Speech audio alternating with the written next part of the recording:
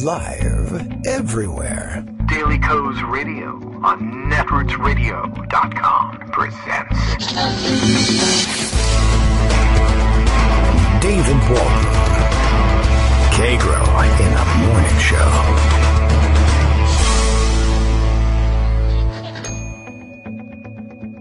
Now, here's David Waldman. Hey, good morning, everybody. How you doing? It is Thursday, November 8th, 2018. Time for another show. Late-breaking-ish news for me, anyway. Busy during the morning, not able to get it in the Morning Post. We are, once again, broadcasting under the cloud of a mass shooting. No surprise to anyone, of course, and quite true. In fact, as Sam Stein pointed out this morning, if you thought it had been a long time, i.e. about a month or whatever, since our last mass shooting, you're wrong. In fact, there have been several since our last mass shooting, as he put it. If you might be thinking, he says, damn, this morning's mass shooting in the LA bar is pretty damn close to our last mass shooting, the one in Pittsburgh. In fact, there have been 11 mass shootings, that is a shooting with 4 or more victims, in between Pittsburgh and this one here from what we're calling this one Thousand Oaks. And, yeah, it's true. I, of course, am trying to round up a few stories we can share on the subject. We will get to that, of course. But because mass shootings are now routine business, we can go on about our routine day without distraction. That's the good news. There are mass shootings every day, and you can't let it distract you from this, that, or the other thing, because everything is a distraction from one thing or another. We're working through a number of distractions this morning. Well, I don't know. I guess we just kind of have to accept this as the new normal now, unless, of course, we were to take control of one or another of the houses of the national legislature, and perhaps if we were able to take control of another one, or perhaps we could leverage this subject in order to help take control of the second one, we might be able to do something about it. We will see. In the meantime, what can I tell you? Daily Coast Radio is live now. Bill reminds us all the way from Portland, Maine. Kagro X, that's me, David Waldman, and Greg Dworkin, our own Dem from Connecticut, on Twitter. Spin the magic wheel of topics, one of which will, of course, be mass shootings. Will it land on mass shooting? Will it land on Sessions Gone? Will it land on Blue Wave? Guess correctly, and you could win a Buick Skylark, which is an excellent choice, unless, of course, you'd rather have a Pontiac Tempest. If you can tell the difference, of course, because you know how it goes. The same height, width, body. Yeah, you know the whole... unless, of course, if you'd rather have a Corvette, which could never be confused with the Buick Skylark, we could have one of those mustered up for you, too. Lots to cover today. Blue Wave continues building. I can't even round it all up, but there are at least, probably 3 Democrats who have been declared the winners, probably more even, declared the winner of their House races since our roundup yesterday. Lucy McBath appears to get the official nod in Georgia 6, where we've been talking about the legacy of the John Ossoff race for quite some time. And she, too, of course, connected to the gun sense movement. It will also be interesting. Let's see, I see there's one in California that I've lost track of already, but we'll probably round that one up too. Andy Kim in New Jersey picks up yet another one. The Florida gubernatorial race appears about this close, and I'm making a very small gesture here, to being put into recount territory. I don't know what the law is down there in Florida, but I think they're standing at about 0.52% difference in the vote totals, and everyone is sort of hinting that 0.5% would either open up the possibility of a recount or trigger some sort of automatic recount. I don't know. Similarly, in Georgia, we may be headed into a runoff election there, so all of the big-time stories, almost all of the big-time election races that got this wave labeled a non-wave on election night may end up either having another crack at it or being reversed entirely. I don't know. But in the meantime, more House seats being picked up. I'm thinking with the number that are outstanding, we may yet crack, it is possible, crack that 40 number. And, that would officially make it a wave because ahead of time we said 40 would be a wave, and so therefore that's it. That's all there is to it. That's the news for the day. And you can just stick to it. Greg says 0.5 is an automatic machine recount. Less than 0.25% would call for a manual recount. And everybody loves a manual recount in Florida. Other breaking news from the Office of Public Information of the Supreme Court of the United States, you know, the one that has all the important cases, etc. Ruth Bader Ginsburg has fallen. She fell in her office at the court last evening. She went home, but after experiencing discomfort overnight, went to George Washington University Hospital early this morning. Tests showed that she fractured 3 ribs on her left side and was admitted for observation and treatment. Updates will be provided as they become available. And not news you want to start the day with. But there it is. Because it's breaking news, and it's, well, I guess it's news about breakings. Then I guess we'll have to share that one with you. Let's see, a couple of people tweeting that one out. We'll put this tweet aside so you can catch up with it if you are a podcast listener later on. I don't know where to start with the biggest news of the day. Is it Sessions being fired? Is it Sessions being fired and replaced with a Republican hack who, until like last week, had never been heard of and is now going to be acting attorney general? And there are procedural questions regarding what he can and can't do about the supervision of the Mueller probe. We'll, I'm sure, touch on all of those. He's got a shady background as well, apparently. And I don't know, all of this seemingly eclipsed by the other distraction, which is a distraction from the other distraction, which is Jim Acosta having his credentials pulled by the White House press office, essentially for asking questions that made the president angry, though the more interesting part of it, of course, is that they have come up with, well, you all saw probably yesterday or passed around later on, video clips of his confrontations with the president and the bizarre scene in which a White House press office intern, allegedly, was sent across the floor to grab the microphone out of Jim Acosta's hand. She did not succeed in doing so. And then the White House, in a fiendishly clever move, perhaps, or a completely ridiculous move, depending on how you look at it, decided to piggyback this whole thing on the Me Too movement and insinuate in their explanation for the revoking of Acosta's credentials that he had somehow touched this young woman inappropriately.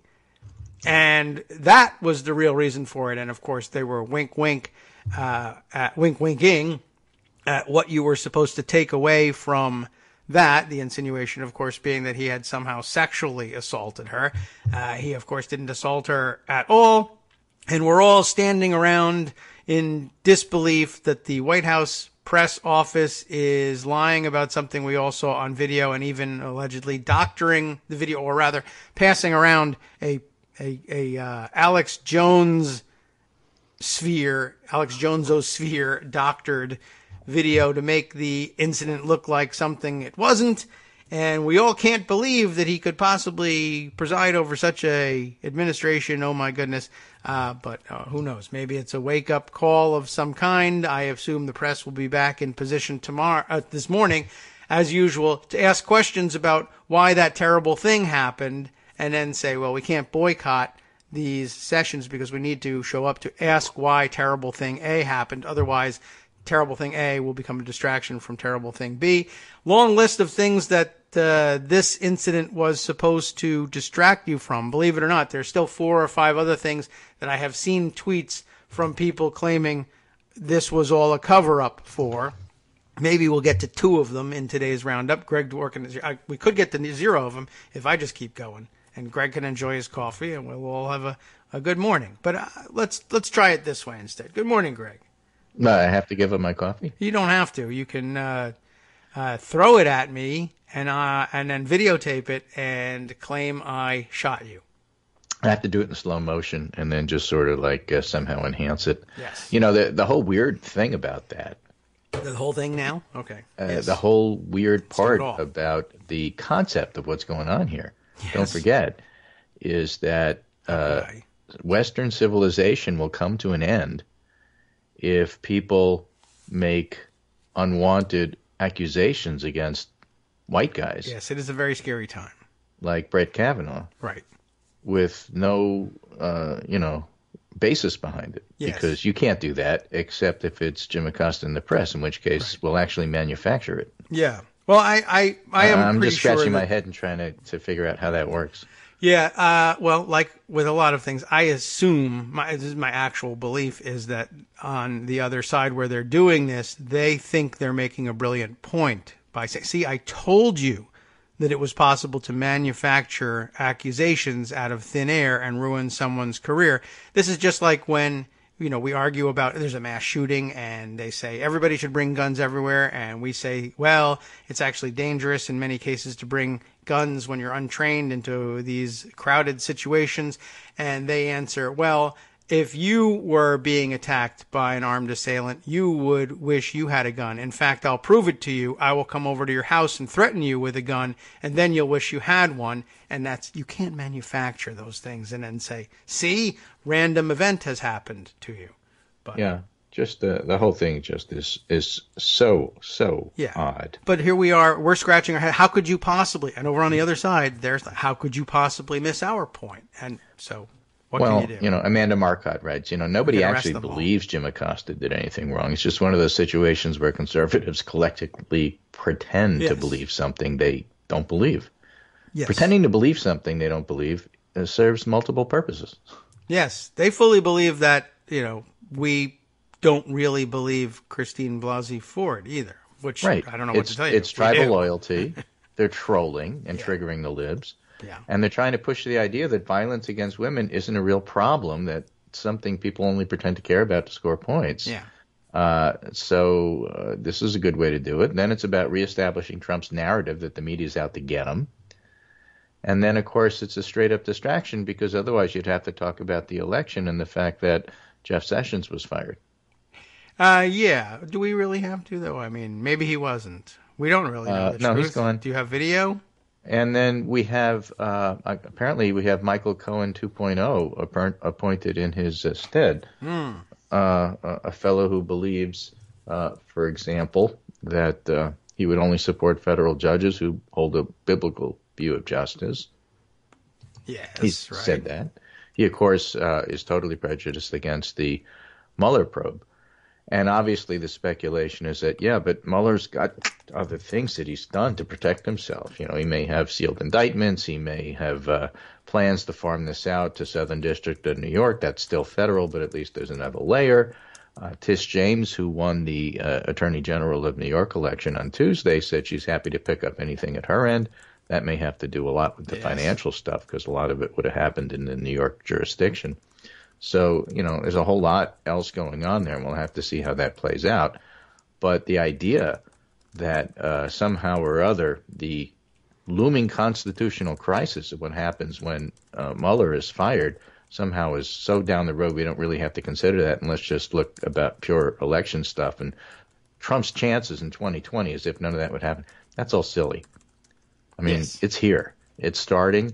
It's in slow motion. It's not a Saturday night massacre that's going to raise, huge public focus, but it's starting.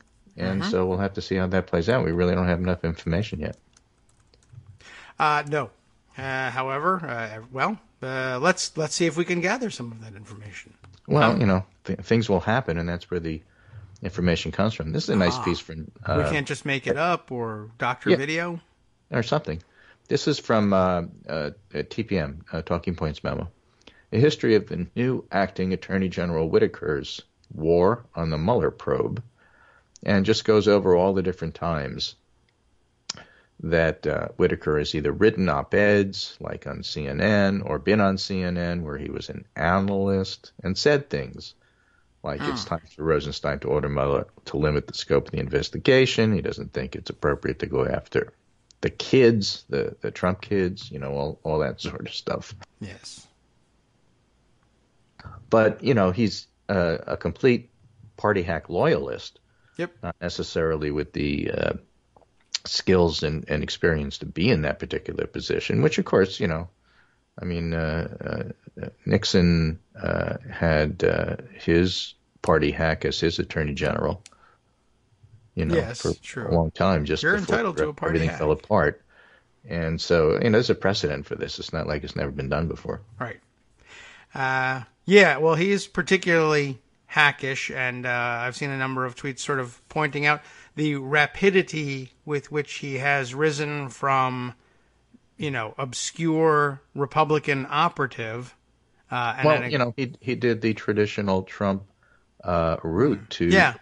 power. You go on CNN and you say nice things about Trump and bad things about everybody else, and you hopefully have somebody notice you.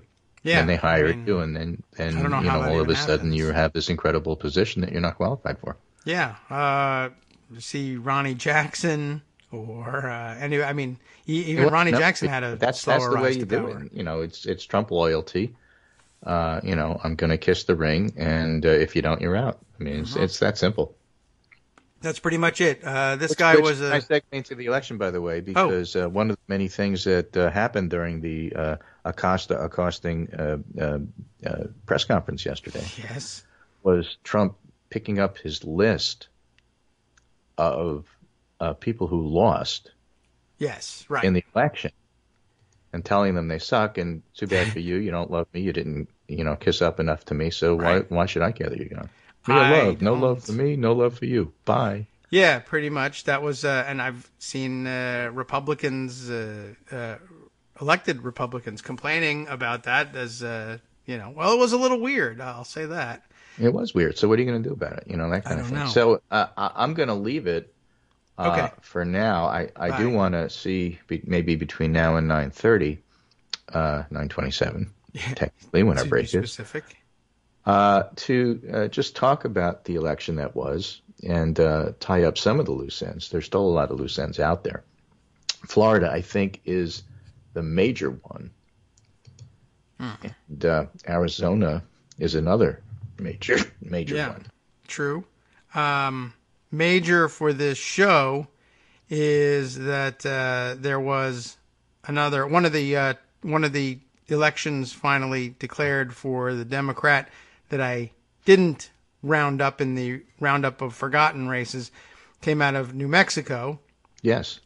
Which It was a sudden flip at the end. Yeah, and now I'm still scrolling to look for my note about that one. But that one, of course, came immediately to mind because as soon as I saw who had won, I said, "Oh my God, I'm going to have to try to pronounce this on Yes. tomorrow's show."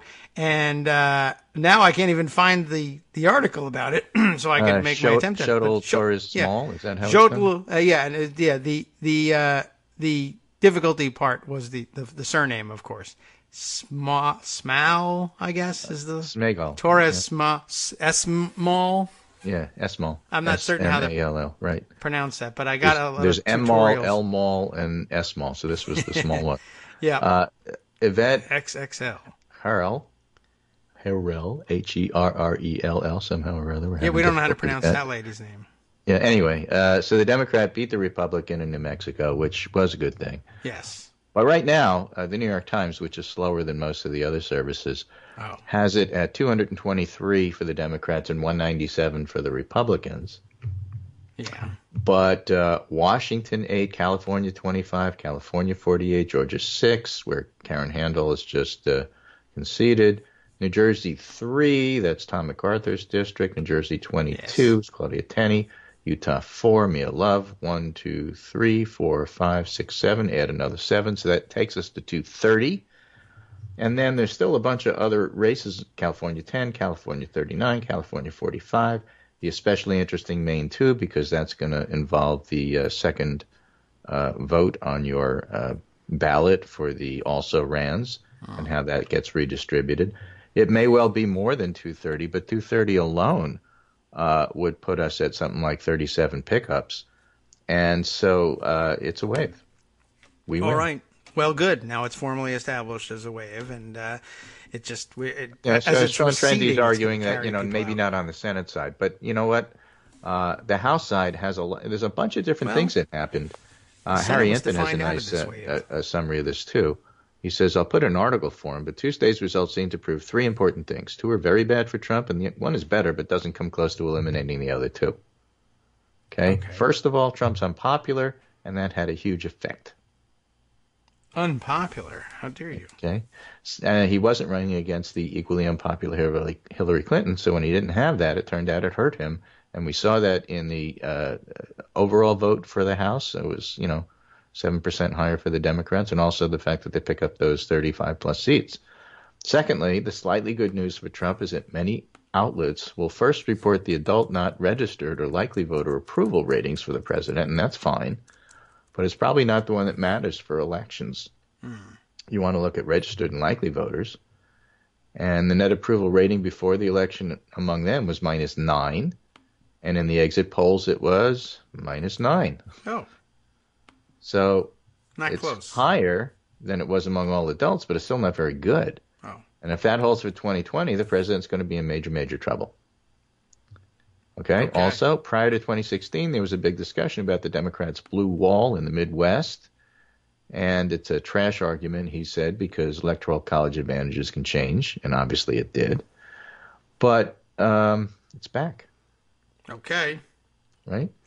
Yes. Trump's supposed electoral college advantage may not actually be there for him in 2020. And Nate Silver writes, there's basically two ways to look at the election. That you can go the northern path, flip Wisconsin, Michigan, Pennsylvania back to blue. And that's what happened, by the way, hold Minnesota, and that's what happened.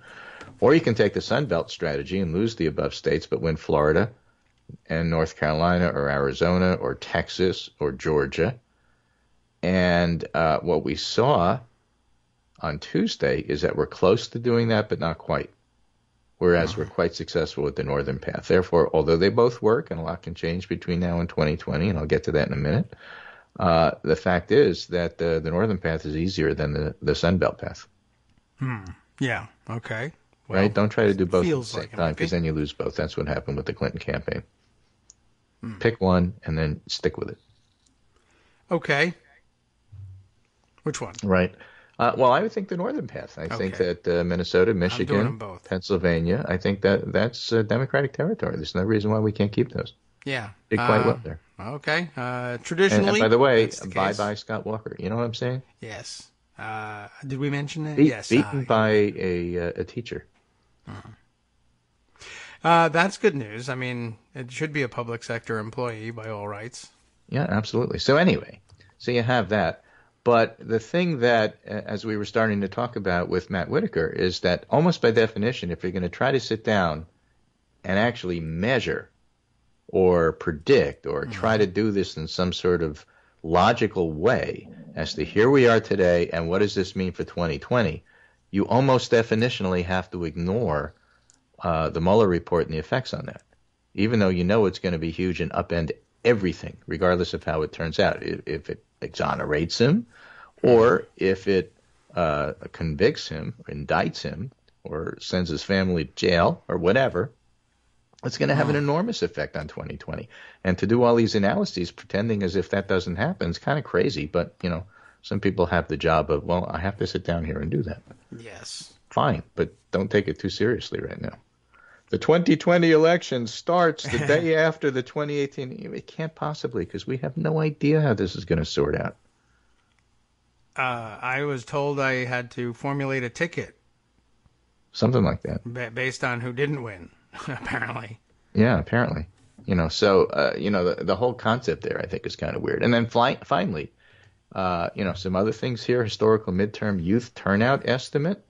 Looking at Circle, which does solid analysis on the youth vote, is out with its day after estimate of the youth vote. And whereas in 2014, 21% showed up, in 2018, it looks like 31% showed up. Highest since 1994 when they first started to look. So the kids were there, and that's a big part of all of this. And at the same time, big article in the Washington Post, Democrats gained hundreds of legislative seats and secure a majority of states' attorney generals. Yes, that too. Attorneys general, right? That's the way I would do it. But Yeah. let's just say... They want a bunch of stuff.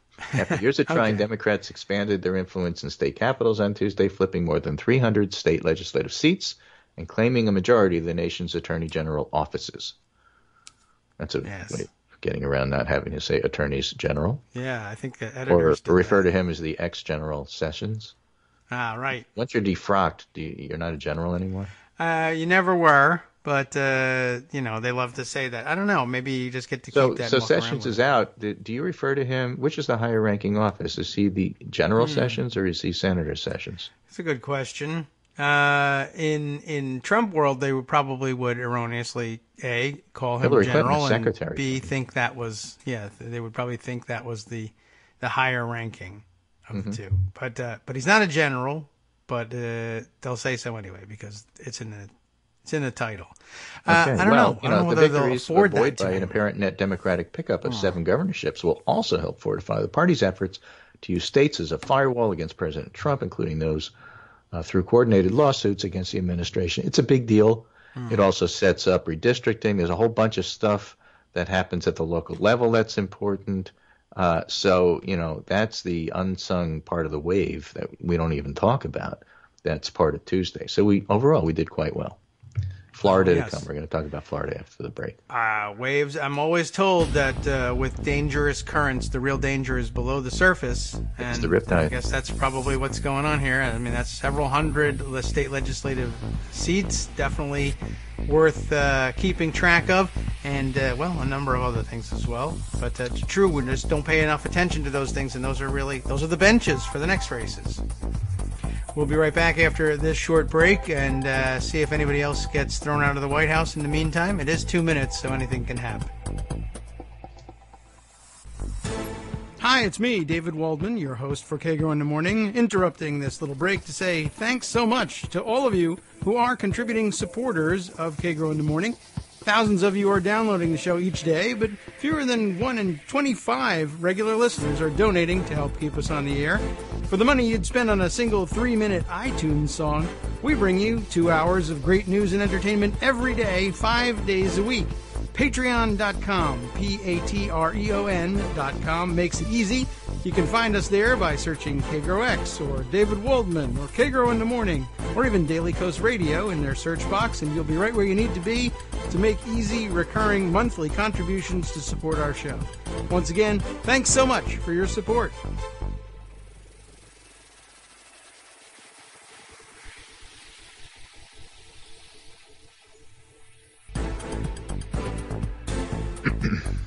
Welcome back now to the Kagro in the Morning Show here on Netroots Radio. Much to cover, much to still to get to, much to cover from under the surface of the last few things we covered. Where were we, Greg, and what were we moving to next? Let's see. There's a whole bunch of stuff, but I think Yes. 2 of the things that I want to talk about are Arizona and Florida, because those seats haven't been called yet on the Senate side. Okay. Well, what would you like me to call And them? Florida governor is a little interesting, too. So, with Arizona Senate seat at stake, Republicans sue county recorders. This is from Arizona Central, azcentral.com. With the U.S. Senate seat hanging in the balance, the Yuma, Navajo, Apache, and Maricopa County Republican parties filed a lawsuit against all Arizona county recorders and the Secretary of State last Wednesday. That would be yesterday. The Republican groups are challenging the way counties verify signatures on mail-in ballots that are dropped off at the polls on Election Day, according to the complaint.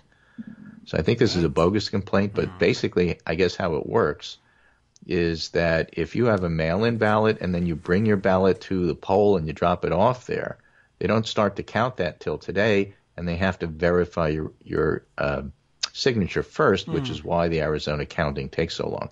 The election was Tuesday, but there's still all of those outstanding votes, and some people say as many as 400,000. Wow. And Sinema has a deficit of something like 15,000 votes. I haven't looked at it. It's not right in front of me, but if I recall correctly, something along those lines. At stake is an unknown number of ballots that could tip the result. Just 17,000 votes separated McSally and Kristen Sinema as of Wednesday evening, a cliffhanger that could take days, if not weeks, to call. But here's the important part. The lawsuit seemed to signal Republican anxiety over Thursday's expected posting of additional results from Maricopa County, the most populous area of the state where Sinema has dominated so far. A hearing is scheduled for Friday, but that doesn't stop you from posting Thursday, right? Right. So if there's a mismatch between the signature on file and the signature on an early ballot, don't forget that's one of the suppression things that people do. Yeah, I mean, what is a mismatch even? Some county recorders, including Maricopa County Recorder Adrian Fontes, believe they can contact those voters after Election Day. In phone calls, they allow voters to verify they did, in fact, sign the green envelope of the ballot as required by law. The lawsuit alleges that state law only allows this practice prior to Election Day, not after. This is the same thing. Let me give you another example, and I don't recall the state that this happened, but I think it may even have been Connecticut. Oh, well, then Okay. I don't know. Some states allow you to do same-day registration. Yes. You walk in and you say on Election Day at the polling booth, I want to register and I want to vote. Yeah. And they go, okay. There really are a few that will do that. Right? So the polls close at 8 Yeah. p.m. Okay. Right? Follow this so far? I don't Seems know. pretty simple. It sounds easy. If you're Something online happened. at 7:57 and the polls close, then nobody else is allowed to get in line after 8 o'clock, Right. but those who are online are allowed to vote. Yes? Okay. That is what they say. Okay. So what if you're one of those people who hasn't registered yet? So the Republicans argue, wait a minute, if you're online at 7:57 and you haven't voted yet, yeah, you could vote, but you can't register. That stops at 8 o'clock. Ah. So if your end of the line gets to where you're supposed to be at 9 o'clock, because it was a long line, and you haven't registered, why should you be allowed to register at 9 o'clock? That's not what the law says. You have to register before 8 p.m., and you didn't do it, so you can't vote. Yeah. They do this that's every clever. year. Sure. They do all I mean, it's sorts just of things. another example of I want less people to vote because it looks to me like those may be Democratic voters, so you can't do that. Right. Well, they do lots of things, some of which are not even as well founded as that. So, like for instance, for a lot of these signatures, they have no idea. No one at this point will have any idea whether the signatures on these ballots match or not. That's a very lengthy process, and no one will have done it yet. And they hope that the results from the regular balloting are definitive enough that they never have to start on that. So the idea that they're worried that the signatures don't match, that's just boilerplate stuff. You sue immediately saying the signatures don't match, and then you go into court and everybody looks and says, oh my God, every signature matches. You're an idiot. Why are you wasting our time? Oh, I thought they didn't match. Right. Sorry. So anyway, so the Republicans say, well, you can't do that because like more people can vote, so we don't want that. Right. Fontes, a Democrat who just a week ago decided to allow voters to verify signatures after Election Day, said other counties, including Pima County, that's another big Democratic county that's going heavily for Sinema, probably even more than Maricopa County. It's smaller, but the Sinema lead, I think, is bigger last time I looked, have been allowing this for years. There are voters all over Arizona that have been benefiting from this practice for over a decade. And Maricopa County voters should have that same benefit of due process. Yeah. Well, they should. So that's the fight. I don't think the lawsuit wins, but the deal is, why are they doing it if they think they won? For a number of reasons, in case they didn't.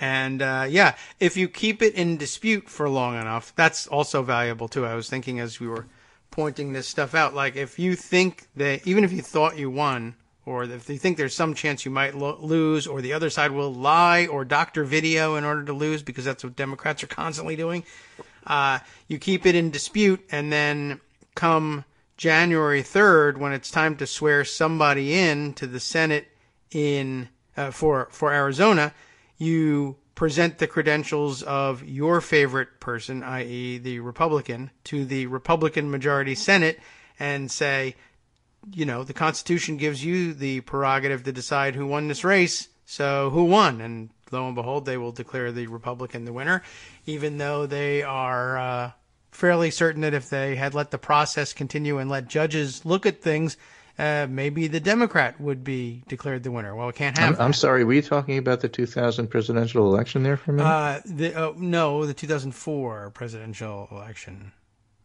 Or possibly also the 2006 Senate election from Minnesota. Yeah, or I mean, it's the just Illinois there's a long history of this, mind you. 2008, yeah. There's a lot. So that's what the deal is there. And the fact is that 5 p.m. Arizona time today, we're supposed to get the next update of where the votes look like. And McSally currently has a small lead, and we'll see whether she still has a lead after that.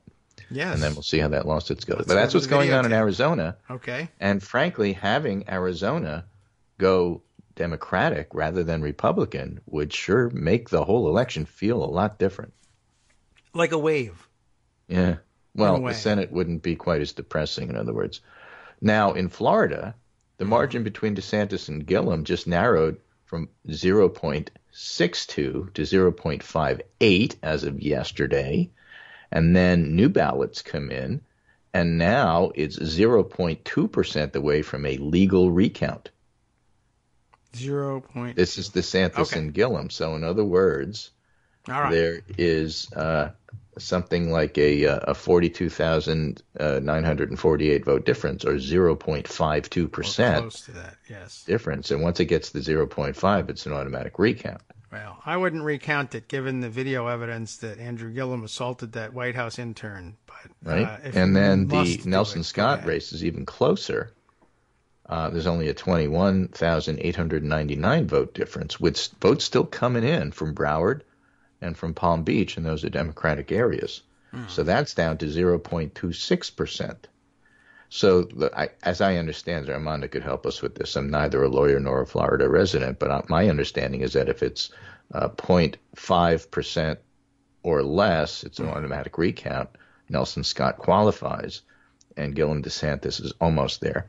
And then when you do the checking of the machine vote, if it turns out that after that it's less than 0.25%. Oh, I see. Yes. Okay. Then you go ahead and you do a manual count, and the hanging Chad thing, except Florida is great. They use that anymore. No. Though I do have news from former Ebola czar Ronald Klain, who tweets that 18 years after the butterfly ballot in Broward, Broward, again, using a weirdo ballot, this time one that has, for some unknown reason, apparently led 24,000 people not to cast a vote in the Senate race. Great. So that should clear things up. I think you got to love Florida. Anyway, Broward with that, that's going to be my seminar for today. I got to get going and go to work, but I just thought I would leave you with all of that. So thanks so much, and that's the catch-up. A lot more for you to talk about. I'll leave that with you. But this is Greg Dworkin speaking with my friend David Waldman, Kagro in the morning. Yeah.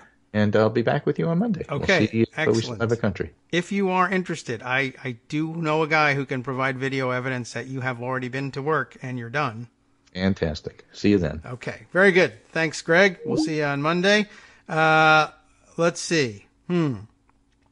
Scott just sent me a message that I'll have to open up on my phone that says, now I thought that I had seen this already yesterday. Has he done this again?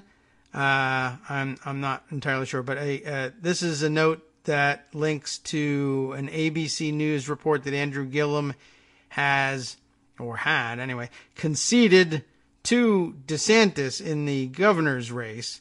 But I thought I had seen that reported already. Let's see. This is dated. Yeah, this is dated Tuesday at 11:17. So is this got some sort of update at the bottom here? This is that's the headline. Andrew Gillum concedes to Ron DeSantis in Florida governor's race. And I mean, unless does it have any information about the recount or something? Because I understood that this was.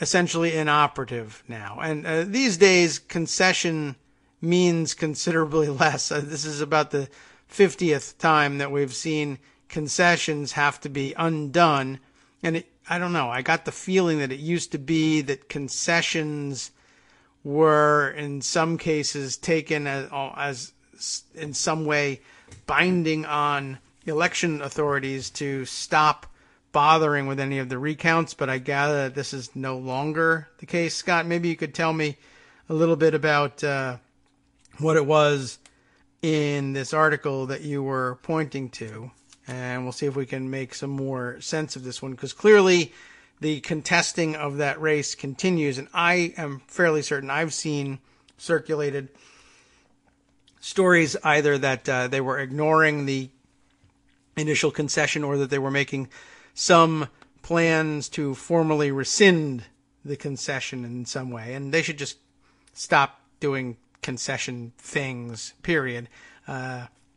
These days, it makes less and less operative sense. All right, let's round up some of these other stories. I have one or two for you that I can go off of comments that I've gotten in our KITM hashtag column here in my tweet deck, as they call it. Michael Musson had sent us this information about Mike. What's his name? Is it Matthew Whitaker? Is that how he pronounces that name? It's not Whitaker or anything weird like that. Who will as our acting attorney general? Should we call him acting attorney general designate? It's not entirely clear in any absolute sense that he's entitled to the position, and there's some procedural dispute about whether or not he can assume all of the duties as a non-Senate approved official. He comes to the job from, I think, the position of chief of staff to Jeff Sessions, which is an unusual succession, to say the least. And by the way, before I move on to that, I will note for the record that both Florida and Georgia have been putting out the word, it seems, the Democratic parties in both states, that they expect some additional counting to go on, and that if you cast a provisional ballot in either of those two states or sent in an absentee ballot, you should be looking to contact authorities, A, to make sure that your ballot is counted, and B, in some cases, if there's any question among election authorities as to whether your ballot should be counted, the law in many cases provides for the opportunity, even at this point, to try and remedy any errors or settle any outstanding questions that might otherwise stand in the way of your ballot being counted. I know I just saw the Georgia Democratic Party tweeting out the notice that if you used a provisional ballot yesterday to cast your vote, that would have been, of course, Tuesday, please give our voter protection hotline a ring immediately to ensure your vote is counted. And they include an 800 number if you happen to be listening now or later on in the podcast form in Georgia and you cast a provisional ballot. You'll want to call 888-730-5816 and get in contact with officials there who can help make sure that your ballot has been counted as they go forward with any additional counting and indeed any recounting or similar claims. There was a similar notice with regard to Floridians as well, and I'll see if I can find that one here. Let's see. We're going to have to do a little bit of scrolling on this front as well. Let's see. Can I get this to open up? I'm going to have 2 or 3 or 4 different screens open to get to this, but this struck me as fairly important. Not important enough for me to put in a convenient place, of course, but as I recall, let's see, I retweeted somebody's notice about Florida, and I'm going to have to scroll way back to find it. We'll see. Maybe I can even save that for later in the show, if necessary. Although I was hoping that I could say, no, here it is, and just give it to you. But all right, let's see. What I'll continue with, though, is Michael Musson's notes to us that Matthew Whitaker not only comes to this job in a very weird and roundabout way with no particular qualifications of any kind, but that he does come to it through an overt program of trying to be noticed as a Trump suck-up so that he could get himself a cool job. I mean, I thought it was possibly just a joke and, offhand speculation about the way he happened to rise to this position. But I guess there's some real fact behind this.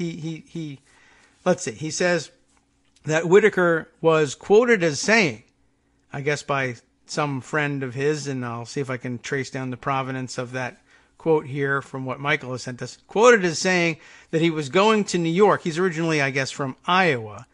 And I guess part of the story, I don't know which part to tell first, part of the story of his strange rise to power begins with his having managed Sam Clovis's race in Iowa for, was it state treasurer or something of the like, one of the minor but statewide elected positions, and he was his campaign manager. Sam Clovis, of course, the wacko who latched on early to the Trump campaign and ended up placing people like George Papadopoulos and Carter Page in the campaign. He is a major witness, I believe, for Mueller. I mean, I'm questioning the major part, really, but he's a witness for the Mueller investigation and is tied up in all kinds of strange and, in hindsight, particularly weird-looking connections for the Trump campaign, including to several people who are implicated in the Trump-Russia investigation. So that's suspect all by itself. But we're talking about somebody who managed a campaign for a minor figure in Iowa just a couple of years ago, suddenly finding himself standing in the shoes of the Attorney General of the United States. Michael says that, Whitaker was quoted as saying that he was going to New York from Iowa. For what purpose? To be on CNN as regular as he could get it, in the hopes that he would be noticed as a Trump supporter on television so that he could get himself a judicial nomination. And that's not out of the question, depending on what level you want to move into the judiciary. A federal district court judgeship would be absolutely available to somebody who was a loyal and visible Trump lackey, particularly if he wanted it back in the Iowa area. But this proves a lot. It's actually really revealing in many ways. So I hope to track down the provenance of the quote here for you from what Michael has provided to us, because it shows not only how you can short circuit this whole system and go from being a nobody and a hack and possibly a crook at that, we'll get to that later, to a position of real prominence and power in the United States government, which is amazing because that's kind of what Donald Trump did. He was a well-known crook, though, and so obscure crooks should be able to move at a slightly lower level with tremendous ease in his administration. But it also proves the point about the punditry lifestyle, a point I've discussed a couple of times over the years on the show, that the reason you tend to see the same kind of stupid people making the same kinds of stupid mistakes as pundits on television is that punditry is a lifestyle choice. To use a phrase that's fallen into disfavor for various reasons, it's a lifestyle choice. You need to be the kind of person who is willing to appear in a suit in a midtown television studio at 6:30 a.m. And to do so at a moment's notice and be ready to discuss things you have no idea about either from the beginning or at the time that the story is breaking. You just have to be willing to go ahead and sit there and possibly embarrass yourself, and do so very often, very early in the morning or at inconvenient times in the evening as well. And if you're willing to put up the money to live close enough to a major television studio that you can make it there in time and maintain the wardrobe, et cetera, that it requires to do all of this, and put yourself out and sacrifice your family life in order to do that, you too can be a thought leader simply by virtue of the fact that you live close to a television studio and have a couple of suits, and you don't care what time you get up, and you don't care about having dinner with your family or attending any family events in the evening, and it doesn't matter to you that you don't know what you're talking about. Let's put all that together, and you can drive the narrative on any subject in the United States, allegedly the most powerful nation in the world. So that's the backstory to that one. So let's see. Michael followed up by saying this is the relevant quote about Whitaker's motives, sending me the tweet of John Q. Barrett, who apparently that may even be his real name, not like John Q. Public turned John Q. Barrett. Whitaker told me, this is who got the quote. John Q. Barrett is who? Let's see. We'll click a few more times and see if we can figure that out. A law professor at St. John's University Law School, I guess, in New York City. So I don't know. I guess he's as qualified as anybody to have received this quote. Whitaker told me in June 2017 that he was flying out from Iowa to New York City to be on CNN regularly because he was hoping to be noticed as a Trump defender, and through that, to get a Trump judicial appointment back in Iowa. Let's take a look at the full tweet thread that he has put together on this one. This starts here in June 2017. I was on CNN with, I guess, being interviewed by Don Lemon, he says, a couple of times with now acting U.S. Attorney General Matthew G. Whitaker. The shows were discussions of the appointment and work of special counsel Robert Mueller. So he started his television punditry career as a critic of Mueller. Whitaker was then practicing law in his own law firm in Des Moines, which is an admirable enough profession to be involved in. The firm was Whitaker, Hagenau perhaps, and Gustav, LLP. Make sure that if you are changing your handle to reflect your limited liability status and you are doing so as a fake attorney, that you'll want LLP, Limited Liability Partnership, not Limited Liability Corporation like me. Anyway, he was on CNN with him, and he said right then and there that he was being critical of former FBI Director James Comey, the FBI 2016 election, Trump campaign, Russia investigation, Mueller's special counsel appointment, etc., etc., etc. In our green room talk, Whitaker was cordial and told me some of his life story. He graduated from Iowa Law School in 1995 and then became a civil litigator and was active in Republican politics. In 2004, at age 34, despite not having worked as an assistant U.S. attorney, he was appointed because he had the right political connections as U.S. attorney in his Iowa district, and he served until 2009, which is, of course, when Barack Obama would have wanted to appoint his own U.S. attorneys. So typically, yes, the U.S. attorneys are very often, I guess, drawn from the ranks of assistant U.S. attorneys, but he bypassed all of that. He went to law school in Iowa, graduated in 1995, was a civil litigator, and I don't know whether at that point he had his own firm, but immediately thought, well, if I get active in politics, and this is a very common career path, and here we can say both sides do this. Politically motivated, politically ambitious lawyers do this all the time. They look to lean on their political connections for a leg up in their careers. It rarely results in appointment to acting U.S. Attorney General. So that's, I guess, the news here. So in the beginning, it starts out rather mundane and routine. So 2004, age 34, despite not having any track record to speak of, he leveraged his political connections, became U.S. Attorney in his district in Iowa, serving until 2009. In the 2016 Iowa caucuses, Barrett continues, Whitaker supported Senator Marco Rubio for president against real Donald Trump. Wow. And the other GOP candidates, including the winner of that actual Iowa caucus, Ted Cruz.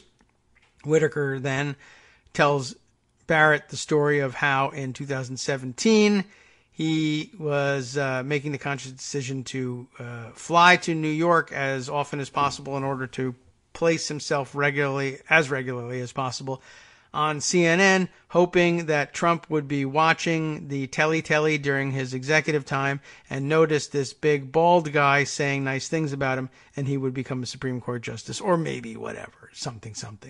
Next I saw, John says, that fall, Whitaker was chief of staff to Attorney General Jeff Sessions. And today, President Trump appointed Whitaker to succeed Sessions as AG on an acting basis. And again, that's another very strange thing. Ordinarily, you would look to the deputy attorneys general in order to fill the acting attorney general spot. That's actually the way things are supposed to work. That's why you have deputies and assistants and assistant deputies and deputy assistants. But instead, chief of staff, which is, again, not a Senate-approved position. So very interesting, very weird path to and a very big career jump for him.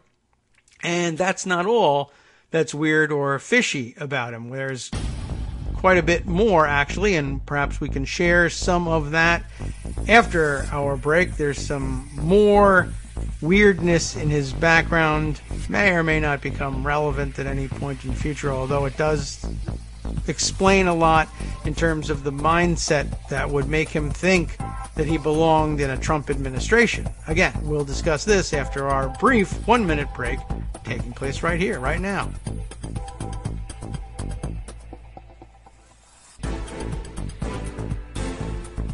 Welcome back now to the Kagro in the Morning Show here on Netroots Radio. Let's see. All right, I guess I can't keep all these windows open, but thank you, Michael, for that call and helping us figure out a little bit about the beginnings, anyway, of Whitaker's rise to, I don't know what you would call it, rise to prominence, anyway. In other recount news, I thought I would make mention of this tweet I've just seen crossing the transom from Nate Silver, saying we're also moving Georgia's 7th district, where I think we have mentioned in the past. The race is as between, I don't know the Republican guy's name, Woodall, that's his last name anyway. I'm only interested in the Democrat there. And reason being, it is Carolyn Bordeaux, a former colleague of mine working in Bob Menendez's office back in like 1993, 94, perhaps at the latest, before she had moved on from there. And she apparently, well, I'll let Nate Silver explain it, moving Georgia 7, another one where the networks differ, from called for the Republicans to likely Republican. The Dem here, Carolyn, trails by 900 votes, with 20,000 absentee votes still left to be counted. So that's pretty close and tight there, too. Could be another pickup. And I'm thinking that maybe before the week is out, you have your 40, and then you have to declare it a wave because that's where we set the bar. And you can't change things now, and you can't doctor video, and you can't do all those things. And so everyone will be declaring it a wave later on. But we'll get around to that at some point in the near future. I told you that there was news about the shadiness of Matthew Whitaker besides his scramble up the ladder.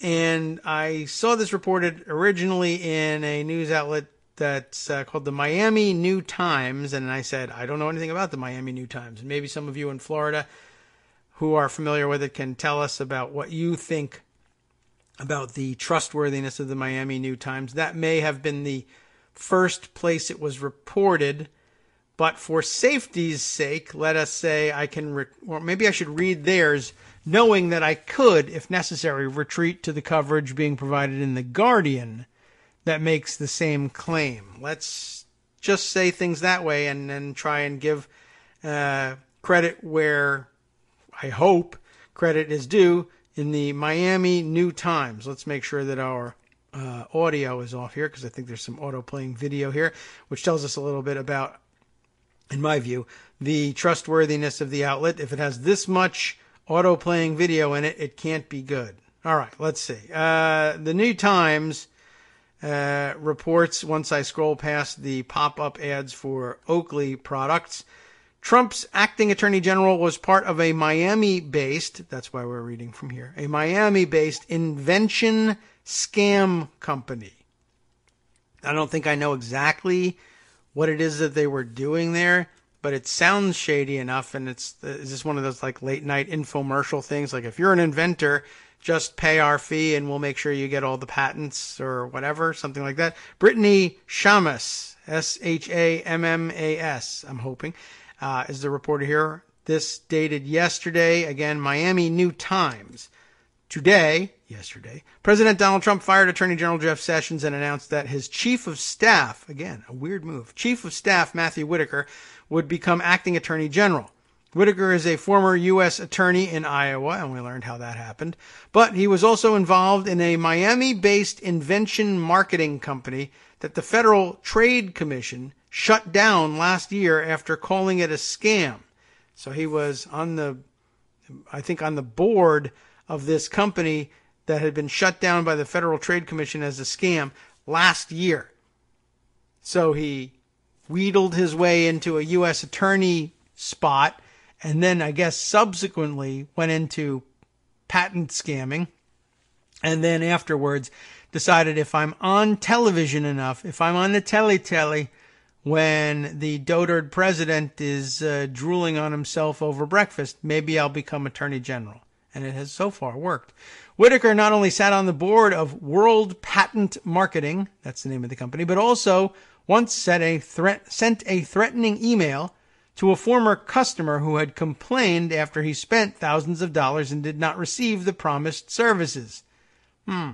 Court records obtained by the New Times for a 2017 feature about the fraudulent company, and it is herein linked if you wish to look. Maybe we should. Anyway, those show that in an August 2015 email to a disgruntled customer, Whitaker touted his background as a former federal attorney, so trading on that reputation, and suggested that filing a complaint with the Better Business Bureau and, quote, smearing the company online could result in, quote, serious civil and criminal consequences, which it probably could not.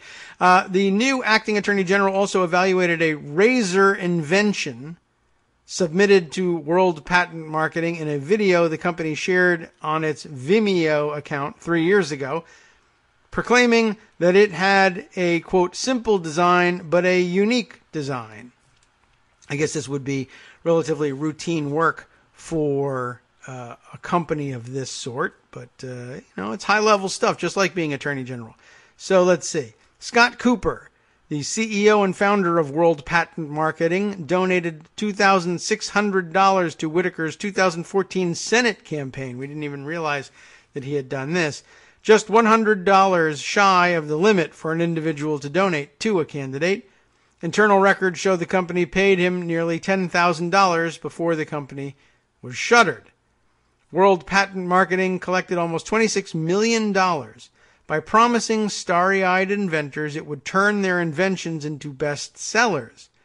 Company reps claimed invention ideas were reviewed by an illustrious board that included big names, such as Whitaker, I guess, who had, and that's interesting too. I guess if you're on the board as a former U.S. attorney and that's not famous and illustrious enough for you, the boss will donate money to you so that you can run an obscure and going nowhere Senate campaign. And then you're a former U.S. Senate candidate, and that makes you a prominent enough personage to continue in this scam work. So big names like Whitaker, Republican Congressman Brian Mast, also not a big name, and time travel scientist Ronald Mallet. I have no idea what that's supposed to mean. A Mast spokesman denied that the congressman was on the board and said he never accepted compensation, although he did take a campaign contribution he later returned. That's a weird way of acknowledging your affiliation. Cooper and his company relied on the influence of the board members to attract customers and to keep them in line. See? In an April 2016 email to an irate customer, he wrote, "Do you think all these powerful and influential people would join forces with me if what you said were true? We have former U.S. attorneys, members of President Obama's advisory council." Really? Who is that? Military generals. And everybody loves military generals. Famous doctors. Think about it. Okay. Scripts distributed to company representatives had them boast about the CEO's incredible advisory board and mention Whitaker by name. So he's a big deal there. At least a few board members simply took cash without meeting inventors or reviewing pitches. Some of the supposed innovations the company greenlit already existed, so patent applications were regularly denied. And despite the many supposed success stories listed on its website, virtually none of the firm's clients ever made money. Once customers paid, World Patent Marketing provided little of what was promised. And when customers complained or warned that they would write negative reviews, Cooper unleashed wild threats, sometimes mentioning Krav Maga-trained security. Wow. Other threats came from Whitaker. In one email, included in thousands of pages of documents that the New Times reviewed, he accused a customer of, quote, possible blackmail or extortion, and threatened, quote, serious civil or criminal consequences. The feds alleged that thousands of would-be inventors whose ideas included posterior-enhancing genes, bimini tops for lawnmowers. What?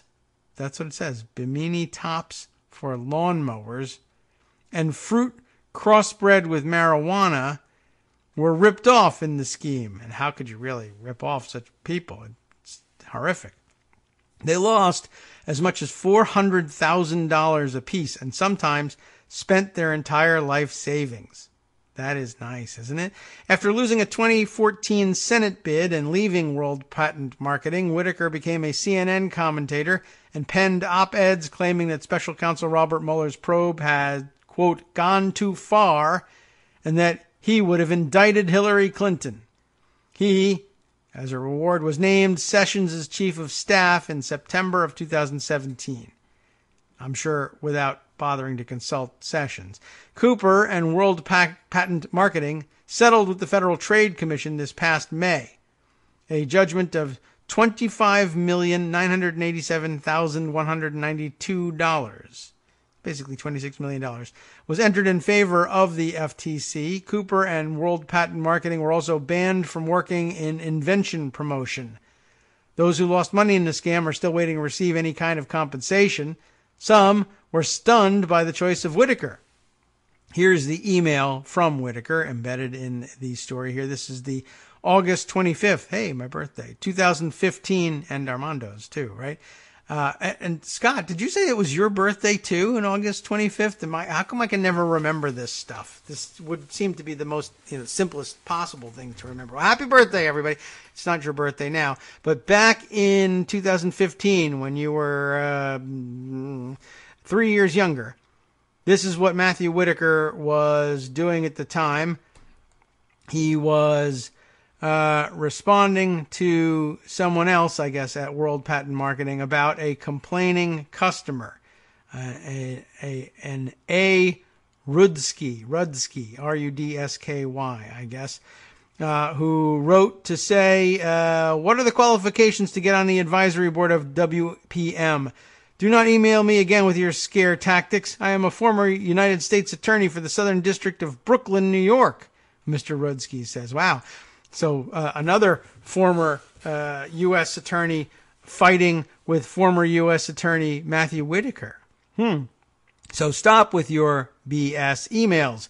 You are what? You are party to, T-O-O, oh dear, to a scam that is driving a lot of traffic to the WPM site. A lot also misspelled, by the way. You will be exposed. Well, he is now. I hope I make myself clear, Mr. Whitaker. Unfortunately, Mr. Rudsky has not been able to ride the wave and leverage his illustrious past as former United States Attorney for the Southern District of Brooklyn, New York. Is that a U.S. Attorney posting? I mean, that may be where he worked, but the Southern District of New York would be the district. Southern District of Brooklyn? That one I've not heard.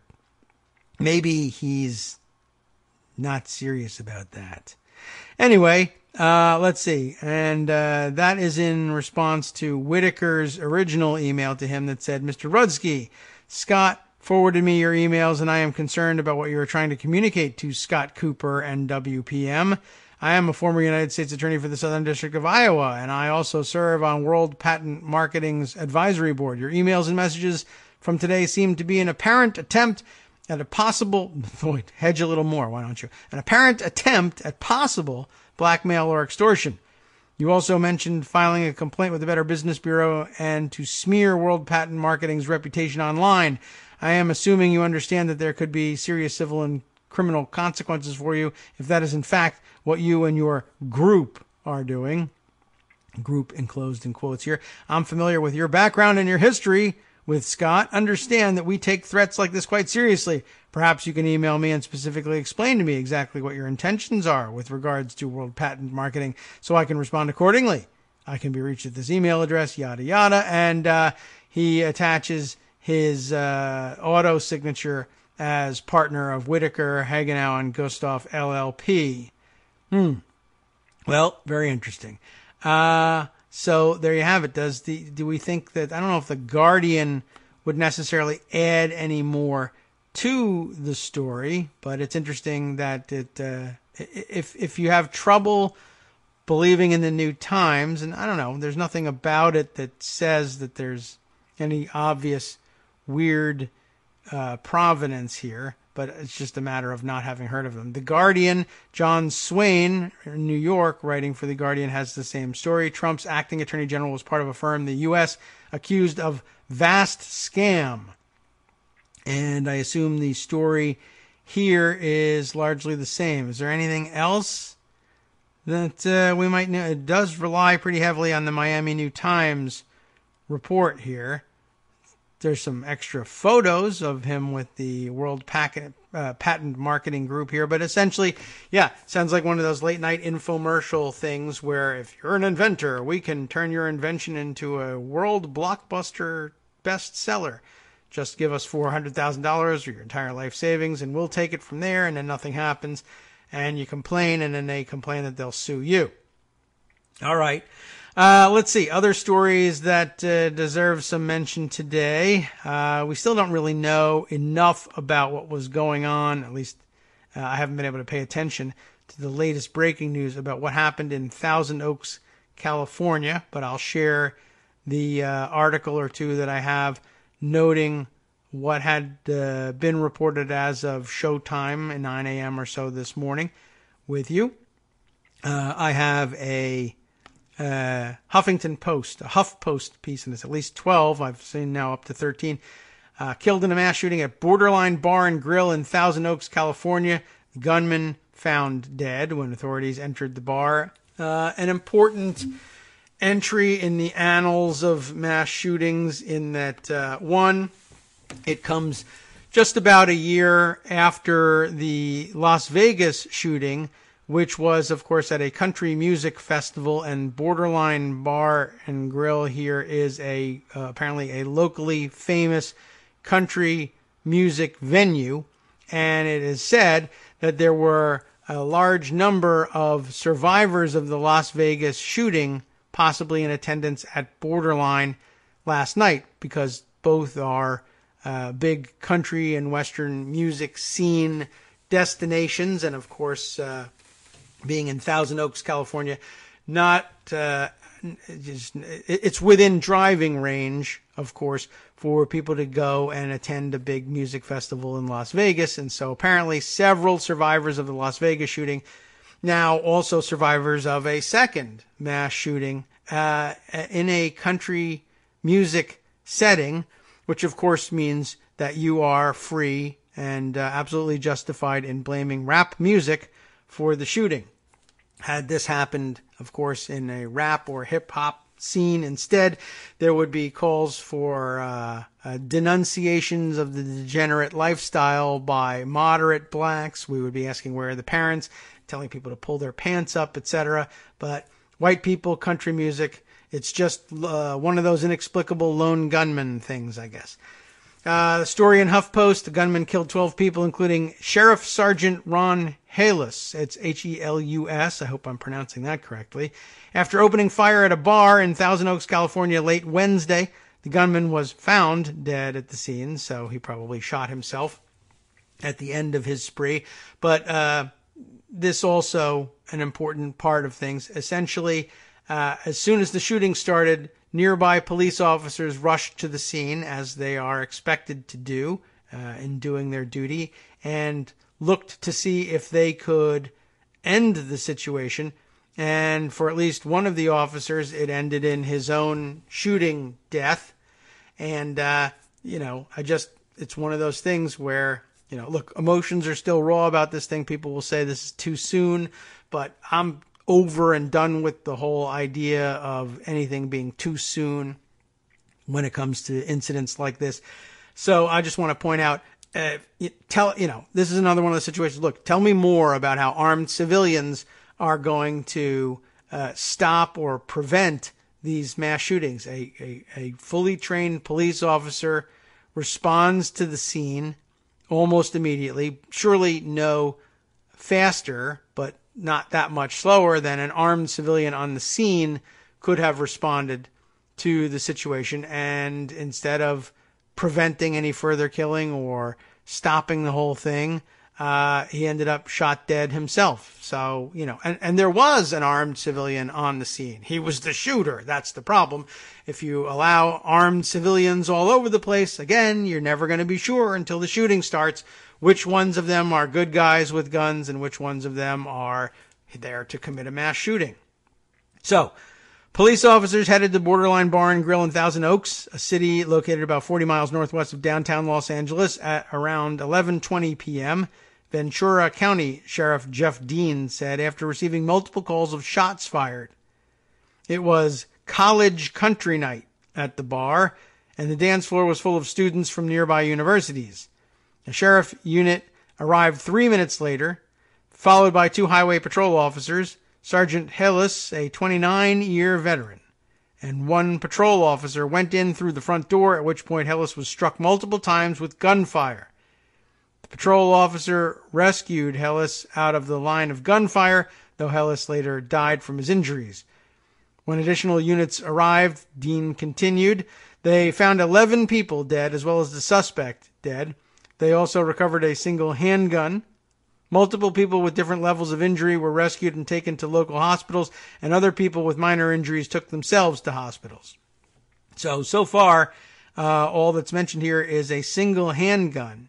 And I imagine that it was the case in the immediate aftermath on television news that people probably theorized about there being multiple gunmen, as is usually the case when this many people are shot. But no, one person can do this with off-the-shelf weaponry, and, as it turns out, you don't even need an AR-15 to do it, which will, curiously enough, be taken in a perverse way, much like the earlier examples I discussed with Greg today with respect to the doctored video or other gun threats in the past.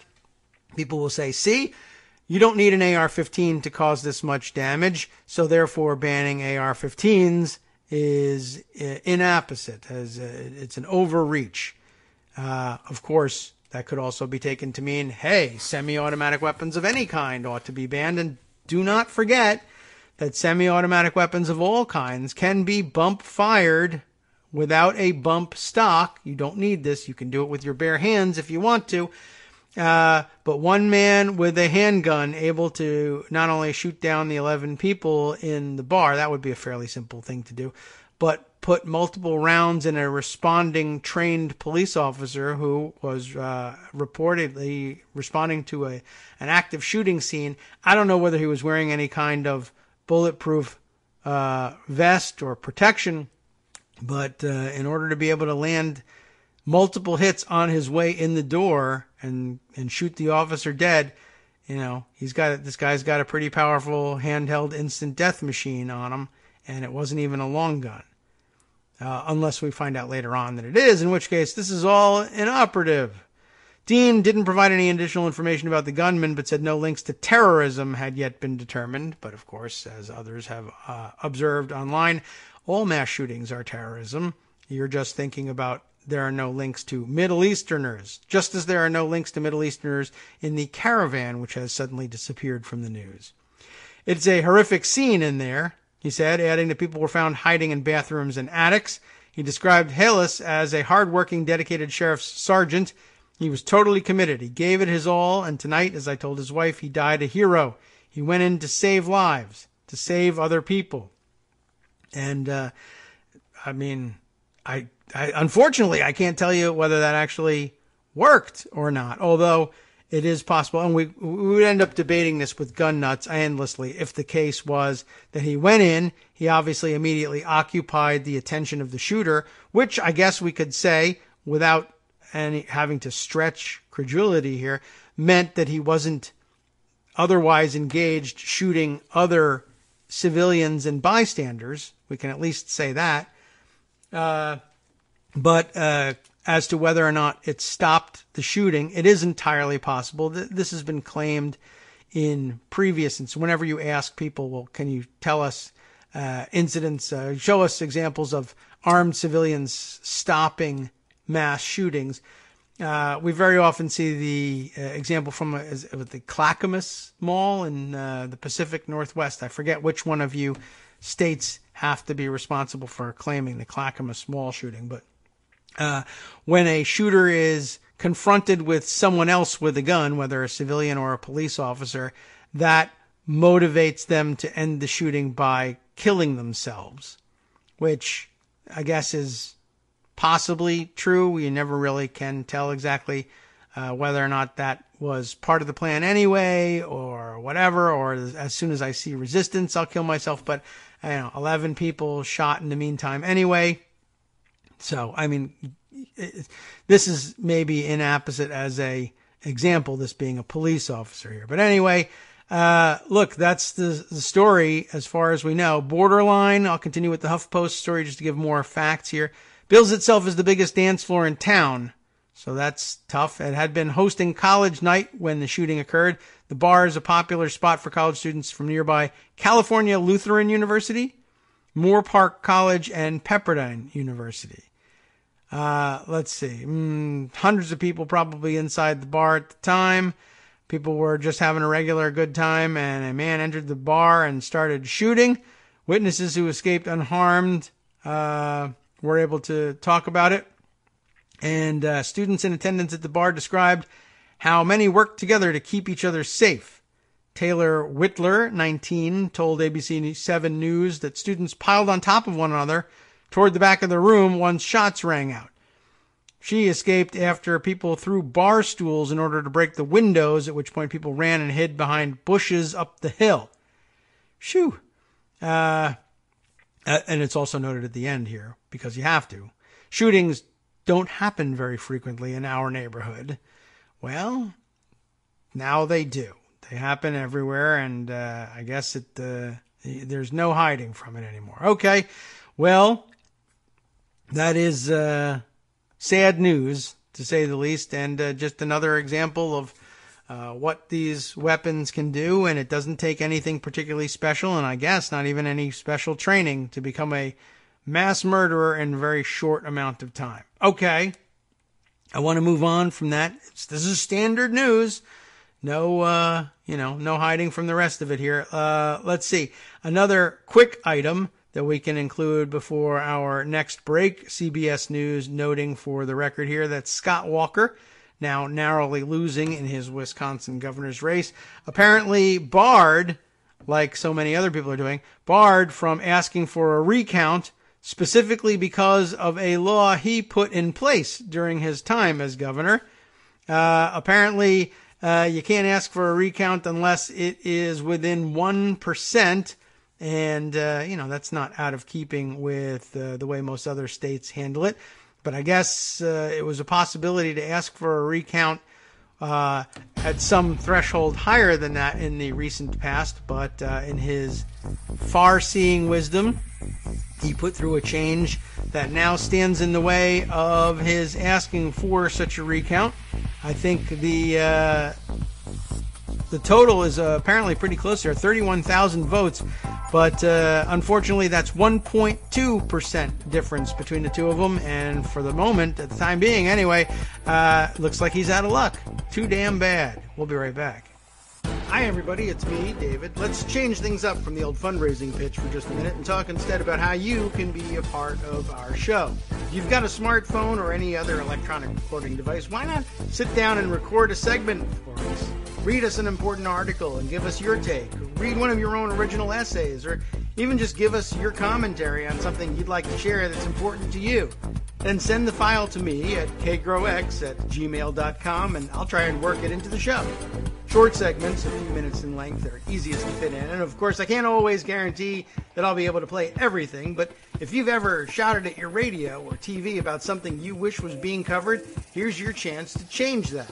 Make the show your own. Send your submissions to me at kagrox@gmail.com.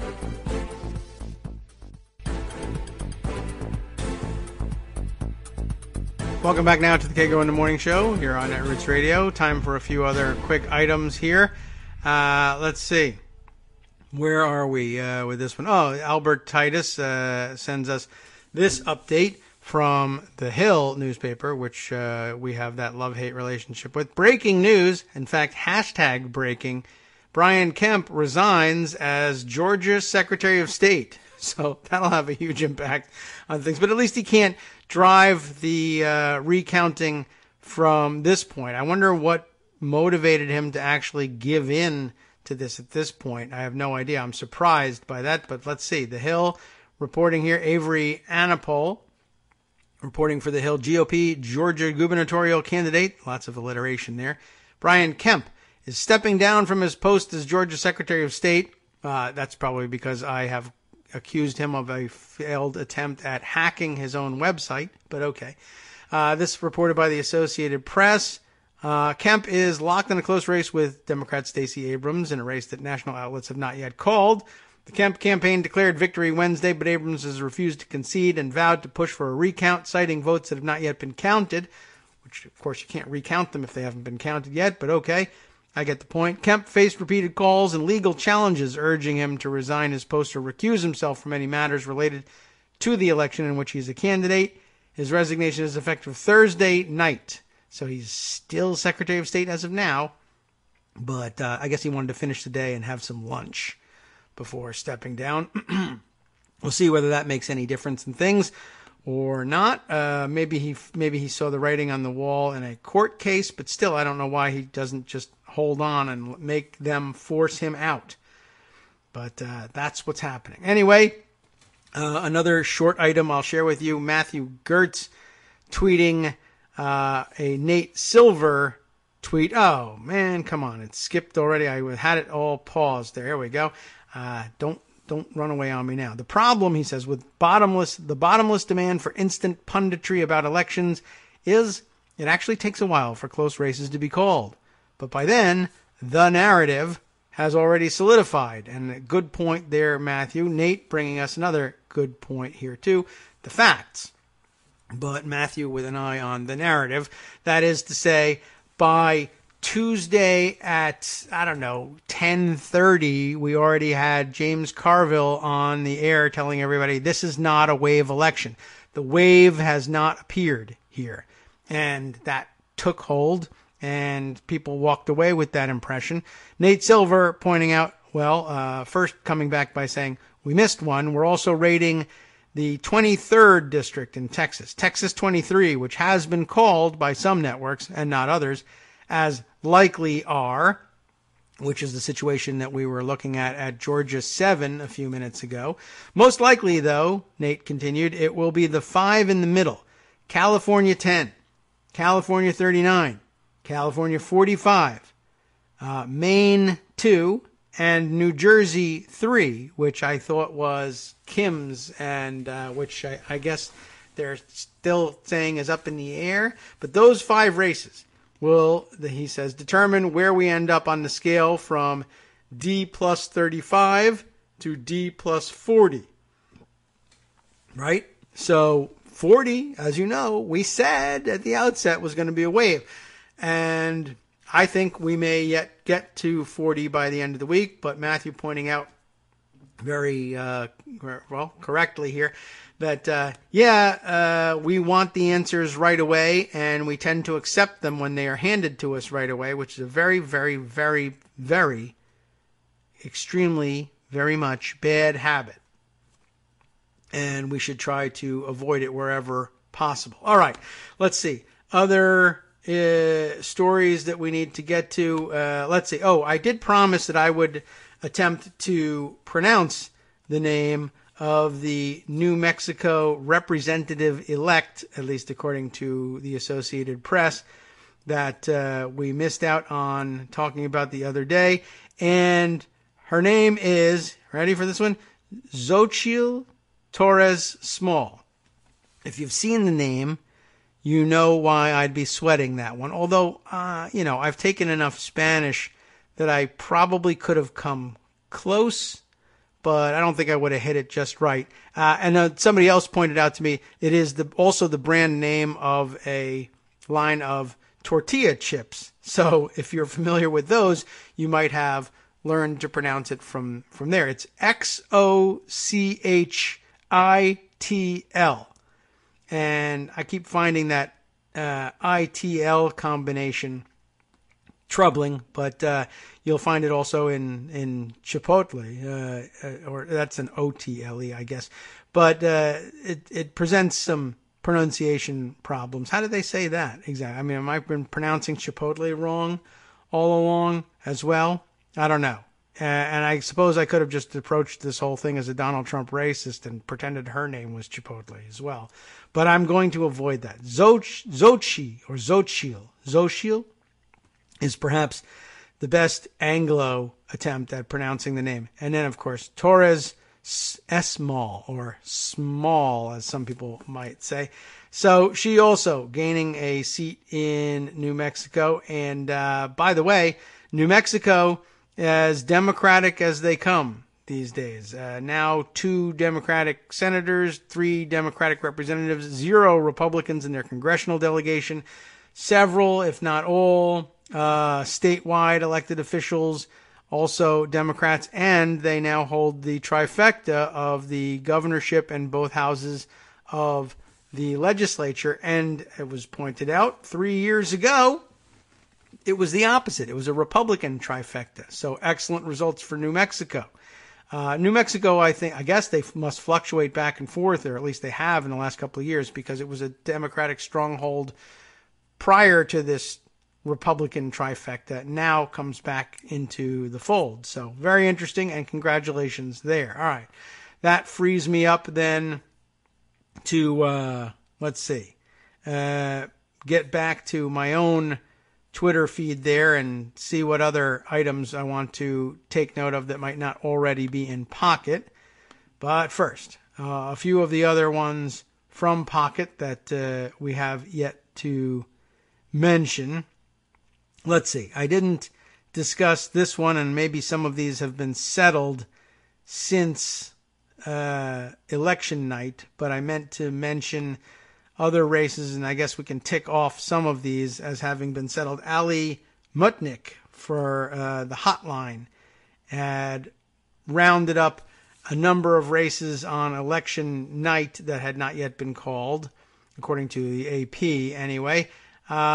Democrats at the time were leading in Washington 8, California 49, Michigan 8, California 25, California 48, Utah 4th District, that one we know, Georgia 6th, that one called earlier today, New York 22, Arizona 1st District. Republicans were leading in California 10, 39, 45, and 50, Minnesota 1st District, North Carolina 9, New Jersey 3rd, New Mexico 2nd, that one flipped as well, Georgia 7, that now to 900 votes, Texas 23, mentioned just a moment ago, New York 27, Washington 3, Montana at large, and Maine 02 going to the ranked choice voting to settle that one. And I guess some of these are finally shaking out, and we're getting closer and closer to figuring out exactly what the numbers are going to be in the end, and whether or not it's a wave,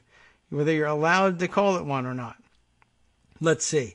Also of note, a tweet from Brian Fallon that I didn't get to mention the other day, pointing out that it seems like a big deal that the 3 states that delivered Trump the presidency in 2016, Michigan, Pennsylvania, and Wisconsin, all elected Democratic governors and senators last night. Except it wasn't last night, it was Tuesday night. But other than that, an interesting point and well worth considering. Let's see. Another of the fun outcomes of election night from Reverend Jess Cast, a preacher in where? New York. How about that? Midwest heart with big city savviness, she says in her profile, but based in New York, but pointing out for us that the Colorado cake baker who refused to bake a cake for a gay couple now has a gay governor in Jared Polis. That's true. Another big night for openly gay candidates. And there you go, Colorado cake baker. Maybe you should think about relocating or lightening up and baking some damn cakes for people and stop worrying about things like that. That would be a better answer. Another of the random observations from the night from Ben Wickler, the Washington director of Move On, in case you weren't keeping track, had this tweet: "You met Zach Walls." That's WAHLS. You met him as the Eagle Scout with 2 moms, who, when still a teenager, testified for marriage equality to the Iowa state legislature. Tonight, that would be Tuesday night, election night, just now, that would be just then, he became an Iowa state senator himself. Congratulations to Zach Walls on that. You've done us proud. Excellent news.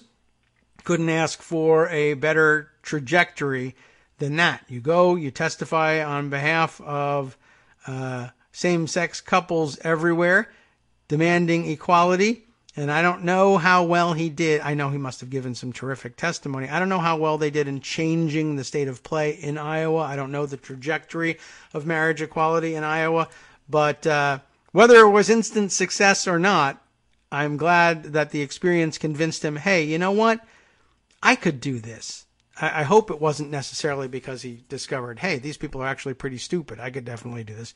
Hopefully he encountered a high quality and high caliber of state legislature and said, I should also do this. But sometimes these paths come to us in, let's say strange and mysterious ways, and leave it at that. But congratulations for following that path and saying, you know, I will do it for myself. I could do it for myself, and I will. And it's not that easy to get there. All right, let's see. Another interesting twist. This one I saw, I think, retweeted into my timeline by Jim Manley, but it originally comes from Jack Pitney, professor at Claremont McKenna College, and I saw this make its way into one or another of the mainstream media's write-ups of the results from the other day. Public service announcement, Jack says, House Democrats, this is true, have no legal obligation to invite Donald Trump to the chamber for the State of the Union. They can deprive the reality show president of a ceremonial extravaganza by telling him to send it in writing. That's true. The only mention and the only requirements with respect to the State of the Union, what we now know as the State of the Union address, is that the president from time to time update Congress on the State of the Union. That's the only mention of it in the Constitution. And it can be done in writing. It can be done verbally. It can be done both ways. And for a very long time in this country, it was only done by writing. And in the TV age, it has, of course, become, as he says, a ceremonial extravaganza. Democrats in control of the House chamber need not make it available to him. Of course, the address can be given anywhere, and he could certainly do it in a rally setting. But there's no need to let him use the prop of the backdrop of the rostrum of the United States House of Representatives, as we've all become familiar with seeing, for him to do it. Now, it may end up inuring to his advantage because he can stage it anywhere he wants and he'll get everything he needs. Usually the responses to the State of the Union end up falling flat because the other venues that they use take a lot of the punch and power out of things. And then, of course, you lose the opportunity to get the very unique sound of mostly dignified applause in a large cavernous house chamber with the flag and all of the trappings of power, etc.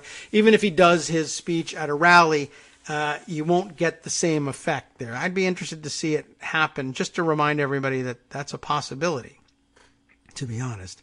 Okay, let's see. Other items that I thought I would add. Here's an interesting one.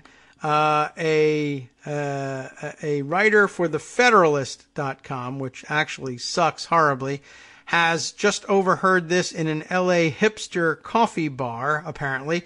Molly Hemingway, making a big deal yesterday on Twitter of having heard incoming Judiciary Committee Chairman, or presumed Judiciary Committee Chairman, Jerry Nadler, revealing his plans for investigations of Trump, Russia, and even now Justice Kavanaugh's perjury before the Senate Judiciary Committee. Let's take a look in on this one. This one is offered up, of course, because it's in the Federalist, in the spirit of, look what the evil Democrats are planning. Let's take a look at what is alleged here and whether we think it's evil or well-advised, or whether this just strikes us as something that Jacob Wohl might have overheard in an LA hipster coffee bar. Judiciary Committee ranking member Jerry Nadler revealed plans for House Democrats to investigate and impeach Justice Brett Kavanaugh. I have my doubts about whether or not he actually said that. For alleged perjury, and to investigate and impeach, and I have my doubts about that as well, President Donald Trump for alleged treasonous collusion with Russia. It would be fantastic if that was the mindset of the incoming House Judiciary Chairman, but I have my doubts. She continues, in post-election chats with various callers while riding the Acela train from New York to Washington, Nadler gave advice to a newly elected representative and discussed potential 2020 Democratic presidential nominees with another. He also lamented identity politics and the thriving economy and worried about Democrats losing working-class voters while gaining elite former Republicans and suburban women. Now, all this happened, it turns out, as the story continues, Nadler was headed for D.C. for a 2-day planning session with his staff and Judiciary Committee staff. We've got to figure out what we're doing, he explained in a phone call with a friend. Nadler requested that the friend's name be concealed on the grounds he is a private citizen. So I guess it wasn't just Molly eavesdropping on his conversations. She must have had some conversation with him about those conversations as well. The two discussed routes for investigating new Supreme Court Justice Kavanaugh. The first is to go after the FBI for how they handled the investigation into unsubstantiated claims he sexually assaulted women. They didn't even do a half-assed job, he said. They didn't interview 30 witnesses who said, interview me, I've got a lot to say, he said, while mimicking people waving their hands to be called on. His other plan is to go after Kavanaugh because, quote, there's a real indication that Kavanaugh committed perjury, and there is. He claimed that The Atlantic published an article about the allegations of a third woman. Then he claimed that when Kavanaugh was asked at a committee hearing under oath when he first heard of the subject, he said, when I'd heard of the Atlantic article. But there's an email chain apparently dating from well before that from him about how can we deal with this, Nadler told the caller. Nadler was apparently discussing a slightly different claim, since debunked, which is, so she says anyway, which is that Kavanaugh perjured himself when he denied hearing of the New Yorker's disputed allegation involving Deborah Ramirez until the story came out. Considering that the New Yorker included a denial from Kavanaugh in its own controversial story and was asking him about it right before publication, and he acknowledged all that in his Senate testimony, it's unclear how fruitful such a perjury claim would be.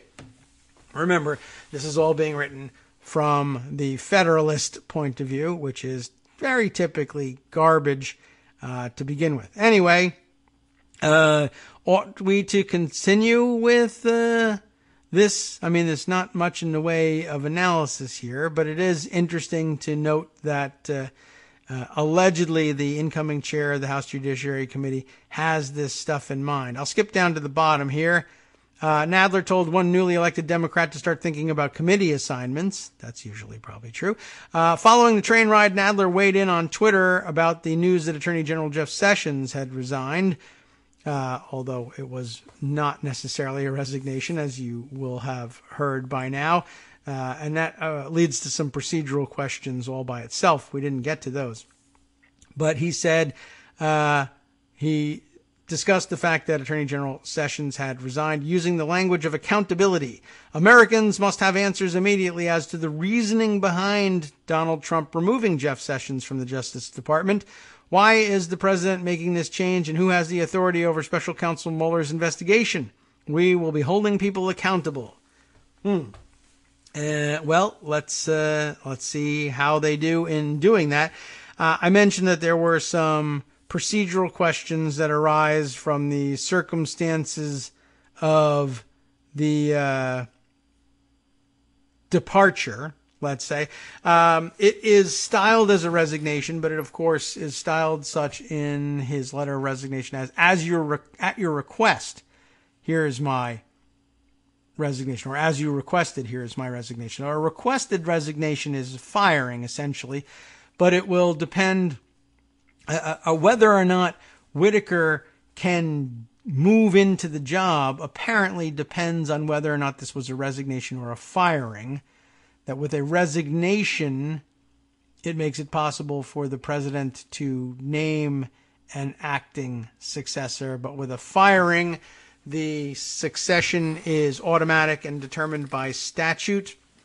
And so, I guess open question, never yet settled by any authorities, as to whether a resignation that is requested is a constructive firing, constructive being the legal term of art for, well, if you look at it just right, the reality is it is a firing even though they call it a resignation. And, well, you know, we'll have to figure that out and see whether there's any, I don't think there's any real controlling precedent there. And where that's the case, you can probably look forward to Donald Trump just doing whatever he wants to do and saying, well, you can tell me later that I shouldn't have done it.